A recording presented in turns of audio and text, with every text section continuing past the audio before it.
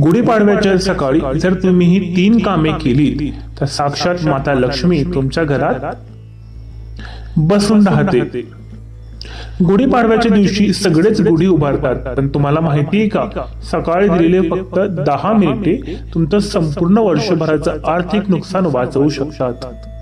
नमस्कार मित्रांनो, नवीन वर्षाची सुरुवात नुसती गोडधोड खाऊन करू नका। आजच्या व्हिडिओत मी तुम्हाला असे 3 अत्यंत गुप्त आणि प्रभावी उपाय सांगणार आहे जे केवळ पाडव्याच्या दिवशी सकाळी केले जातात। यातला तिसरा आणि शेवटचा उपाय तर फक्त 10 मिनिटांचा आहे, जो घरात पैसा टिकवून ठेवेल, ज्यामुळे तुमच्या घरात सुख समृद्धी येईल। त्यामुळे हा व्हिडिओ अजिबात स्किप करू नका। सगळ्यात पहिलं काम, गुढीपाडव्याच्या सकाळी सूर्योदयापूर्वी उठून सर्वात आधी घराचं उंबरठा स्वच्छ करा। त्यावर हळदीचं पाणी शिंपडा। मान्यतानुसार उंबरठा हा लक्ष्मीचा प्रवेशद्वार असतो आणि हळद सर्व नकारात्मक ऊर्जा नष्ट करते।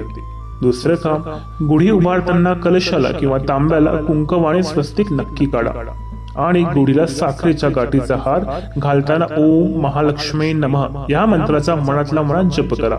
यामुळे गुढीमध्ये साक्षात देवीचं तत्व जागृत होतं।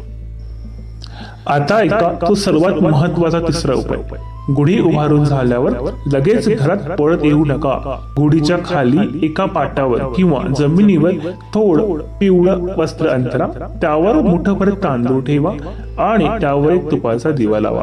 गुढी समोर फक्त 10 मिनिटे शांत बसा किंवा उभे राहा आणि तुमच्या कुलदेवतेचं स्मरण करा। पाडव्याच्या सकाळी ती 10 मिनिटे सकारात्मक ऊर्जा आणि तो प्रज्वलित दिवा तुमच्या घरातील सर्व आर्थिक अडथळे जळून भस्म करतो आणि नवीन वर्षासाठी धनाचा मार्ग कायमचा खुला करतो।